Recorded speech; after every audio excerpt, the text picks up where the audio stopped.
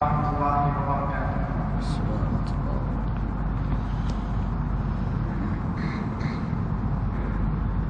أعوذ بالله من الشيطان الرجيم. بسم الله الرحمن الرحيم. ياسين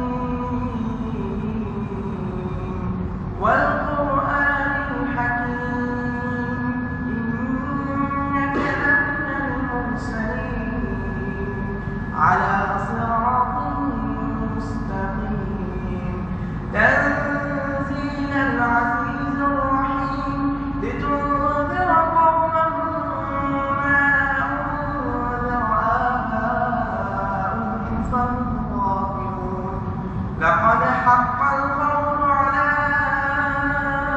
أكثرهم فهم لا يؤمنون إنا جعلنا في أعناقهم أغلالا فهي إلى الأذقان فهم مقمحون وجعلنا من بين أيديهم سدا ومن خلفهم سدا فأغشيناهم فهم لا يبصرون صدق الله العظيم.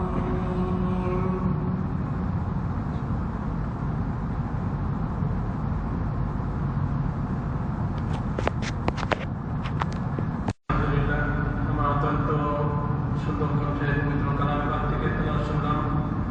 এখন আমাদের সামনে হামদে বারি তারা নিয়ে আসছে হাফেজ আলিফুল্লাহ।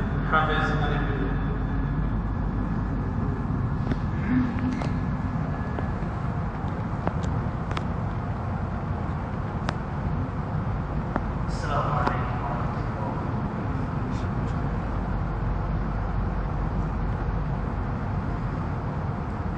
আল্লাহ তুমি সৃষ্টিকারী, তুমি পালনকারী, তুমি প্রভুর আলমকারী, তুমি অন্তর্যামী, তুমি প্রভুর আলমকারী, তুমি অন্তর্যামী। আল্লাহ তুমি সৃষ্টিকারী, তুমি পালনকারী,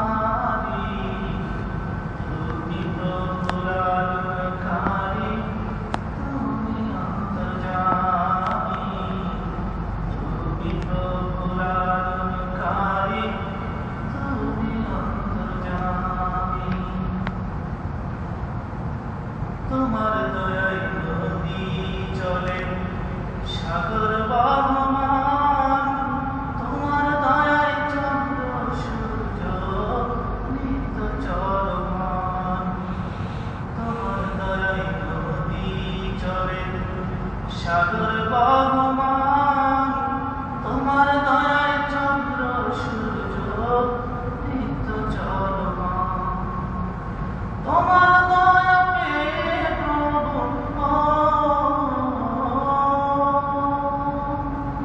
তোমার দয়া পেয়ে প্রভু আমরা বেঁচে আছি।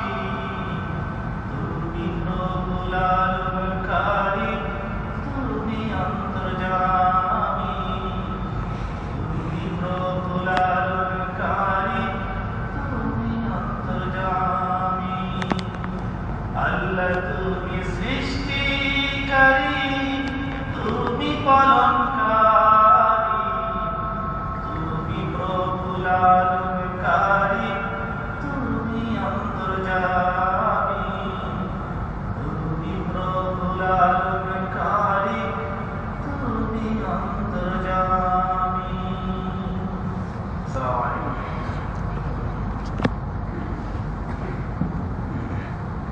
মাশাআল্লাহ, আলহামদুলিল্লাহ, আমরা অত্যন্ত সুন্দর কণ্ঠে হামদে বারি তারা শুনলাম। এখন আমাদের সামনে আমাদের আজকের প্রধান মেহমান, প্রধান বক্তা, বিশিষ্ট আলেম দ্বীন, মুফাসসিরে কোরআন জনাব হযরত মাওলানা ফরিদ আহমদ ফরিদী সাহেব উপস্থিত। উনি এখনই আমাদের সামনে মূল্যবান নসিহত বয়ান পেশ করবেন। এখন আমাদের সামনে নসিহত পেশ করবেন বিশিষ্ট আলেম দ্বীন মুফাসসির কোরআন জনাব হযরত মাওলানা ফরিদ আহমদ ফরিদি সাহেব। আমি হযরতকে তার মূল্যবান বক্তব্য পেশ করার জন্য বিনীত নিবেদন করছি।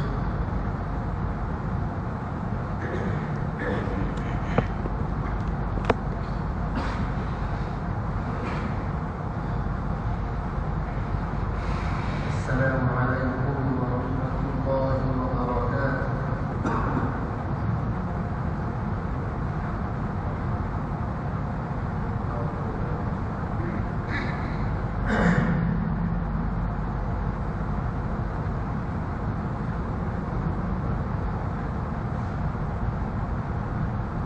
نحمده ونستعينه ونستغفره ونعوذ بالله من شرور أنفسنا ومن سيئات أعمالنا.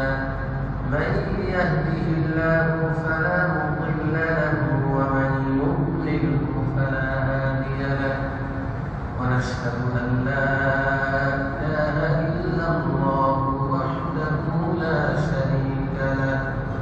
ونشهد أن محمدا عبده ورسوله صلى الله تعالى عليه وعلى آله وأصحابه أجمعين. أما بعد فأعوذ بالله من الشيطان الرجيم. بسم الله الرحمن الرحيم. شهر رمضان الذي أنزل فيه القرآن. وقال تعالى: يا أيها الذين آمنوا كتب عليكم الصيام كما كتب على الذين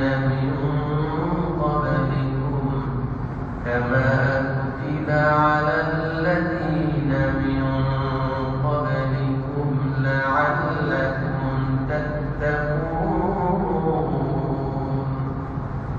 قال رسول الله صلى الله عليه وسلم: ذاك شهر يغفل الناس عنه بين رجب ورمضان، وهو شهر ترفع الأعمال فيه إلى رب العالمين عز وجل.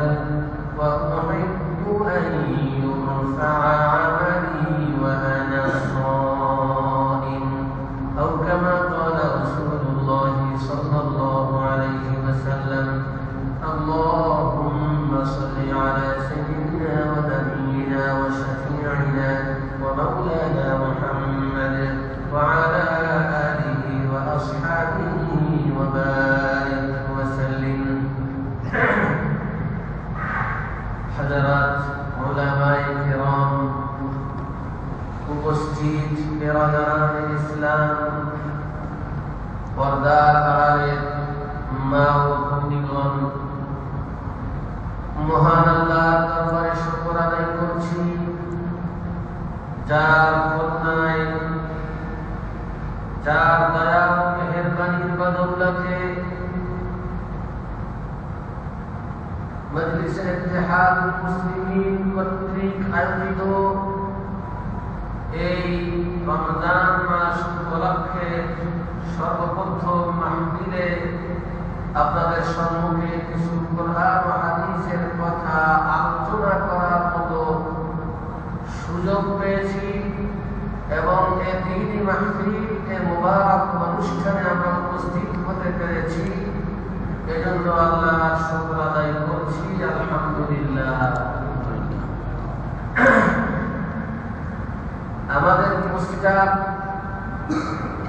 এবং ইশতিহারের মধ্যে উল্লেখ করা হয়েছে রমাদান মাসের ফজিলত ফজিলত বা সে বিষয় নিয়ে, কিন্তু বর্তমান চলছে আপনার শাহরু শাবান, শাবান মাস, এবং এ মাসের একটি বিশেষ রজনী যাকে আরবি ভাষায় বলা হয় লাইলাতুল নিসফি মিন শাবান, শাবান মাসের মধ্যাংশের রজনী।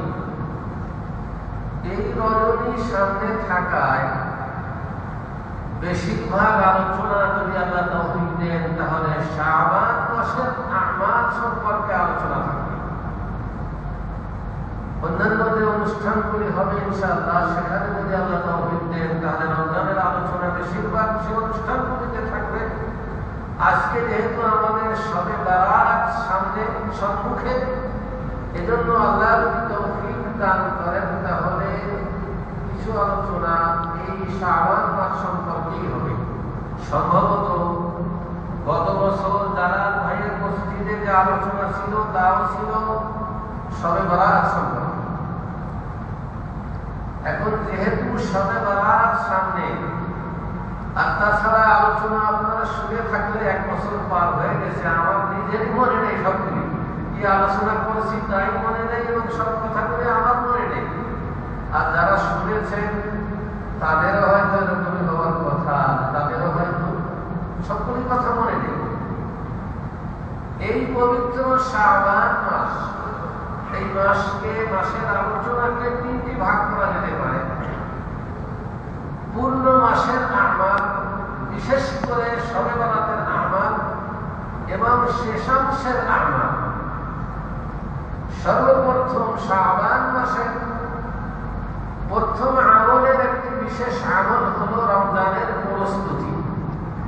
বরং এই প্রস্তুতি আল্লাহ রাসূল সাল্লাল্লাহু আলাইহি ওয়াসাল্লাম কমপক্ষে নিতেন রজব মাস থেকে। হাজারাত উলামায়ে কেরাম উল্লেখ করেছেন যে আমাদের সালাফ সালেহীন, পূর্বসূরি আমাদের বুজুর্গানে দিন, তারা দীর্ঘ 6 মাস পূর্ব থেকে রমজানের প্রস্তুতি গ্রহণ করতেন, আর রোজা চলে যাওয়ার পরে 6 মাস পর্যন্ত কবুল হওয়ার জন্য দোয়া করতে থাকতেন। প্রশ্ন আসবে যে 6 মাস পর্যন্ত রমজানের কি প্রস্তুতি? ভাইরা আমার, আমরা তো মনে করি রমজান মাস এসে গেছে, 3 ডাব্বা তেল কিনেছি, 10 কেজি ছোলা কিনেছি, পেঁয়াজি তৈরির সামান কিনেছি, আটা ময়দা সেটাই সবকিছু রেডি করেছি, গরম মশলা রেডি করেছি, রমজানের প্রস্তুত হয়ে গেছে। রমজানের আসল প্রস্তুতি হলো মানসিকভাবে প্রস্তুতি, এবং ওই সমস্ত কাজগুলি পূর্বে করে নেওয়া যেগুলি পূর্বে না করলে রমজানের ইবাদতের ব্যাঘাত ঘটবে, রমজানের ইবাদতের বিঘ্ন ঘটবে। যেমন মনে করুন আপনার ফ্যামিলির সদস্য 10 জন, ঈদের সময় সকলের জন্য নতুন জামা, নতুন জুতা, এবং প্রত্যেকের ঈদের যে সমস্ত সামান রয়েছে, আসবাব রয়েছে, প্রয়োজনীয়, এগুলি কিনতে হবে। তা যদি রমজান মাসের পূর্বে করে নেই তাহলে আর রমজান মাসের ইবাদতের সময় নষ্ট হবে না। রমজান মাস তো দূরের কথা, এখন যারা দর্জি রয়েছেন খাইয়াত, তাদের কাছে গিয়ে দেখবেন বলবে যে হুজুর আর সময় নাই, এখন আর অর্ডার দেওয়া সম্ভব না। এখন তো আপনার সঙ্গে কথা বলবে কমপক্ষে, আর রমজান মাসে গেলে কথাই বলতে যাবে না। তখন যদি রেডিমেড কাপড় কিনতে হয় 2 ঘন্টা 3 ঘন্টা নষ্ট হবে। রোজার শেষাংশে আল্লাহ পয়গম্বর সাল্লাল্লাহু আলাইহি ওয়াসাল্লাম সম্পর্কে আসছে, আহিয়াল লাইলা কুল্লাহু ওয়া আইকাযা আহলাহু। আল্লাহ পয়গম্বর সাল্লাল্লাহু আলাইহি ওয়াসাল্লাম রমাদান মাসের শেষ 10 রাতে পূর্ণ রাত জেগে ইবাদত করতেন, এমনকি নিজের ফ্যামিলির সকলকে, স্ত্রীগণকে আল্লাহর পয়গম্বর রাতে জাগিয়ে তুলতেন, তাদেরকে জাগাতেন। রাত এখন ঘুমানোর রাত নয়, হুজুর করতেন সারা রাত জেগে ইবাদত, আর আমরা কি করি? দেখা যায় সবে কদর তারাবি পড়ে চলে গেছি মার্কেটে জুতা কিনতে, ঈদের নতুন জুতা, ঈদের বাজার করতে চলে গেছি, হয়তো সেটা সবে কদরের রাত হতে পারে, সবে কদরও হতে পারে। এই কাজগুলি যদি আমরা রমজানের প্রথমে করে নিতাম, শাবান মাসে বা আগে করে নিতাম, তাহলে এই সবে কদরের মতো একটি গুরুত্বপূর্ণ রাত আমাকে নষ্ট করতে হতো না। কথা বোঝা যায় নাকি মাইকের কারণে স্পষ্ট হচ্ছে? বোঝা যায়? স্বাভাবিক দয়া করে। সুতরাং রমজানের প্রস্তুতির অর্থ হলো যেই কাজটি আপনার রমজানে করলে রমজানের ইবাদতের ক্ষতি হবে, ইবাদতের বিঘ্ন ঘটবে, সে কাজটি আপনি আমি রমজান আসার পূর্বে করে নিব, যাতে শান্তভাবে স্থিরভাবে রমজানের ইবাদত, নামাজ, রোজা, কিয়ামুল লাইল ইবাদতগুলি সঠিকভাবে সুন্দরভাবে স্থিরভাবে যেন পালন করতে পারি। এই প্রস্তুতি প্রথম থেকেই নিতে হবে। রাসূলুল্লাহ সাল্লাল্লাহু আলাইহি ওয়াসাল্লাম দোয়া করতেন রজব মাস এলেই, হাদিসের ভাষা, কান নবী সাল্লাল্লাহু আলাইহি ওয়াসাল্লাম ইযা দাখালা রজব, আল্লাহর পয়গম্বর সাল্লাল্লাহু আলাইহি ওয়াসাল্লাম যখন রজব মাস এসে যেত বলতেন আর দোয়া করতেন, আল্লাহুম্মা বারিক লানা ফি রজবিন ওয়া শাবান ওয়া বাল্লিগনা রমাদান। ও আল্লাহ, আমাদেরকে তুমি রজব এবং শাবান মাসে বরকত দান করো,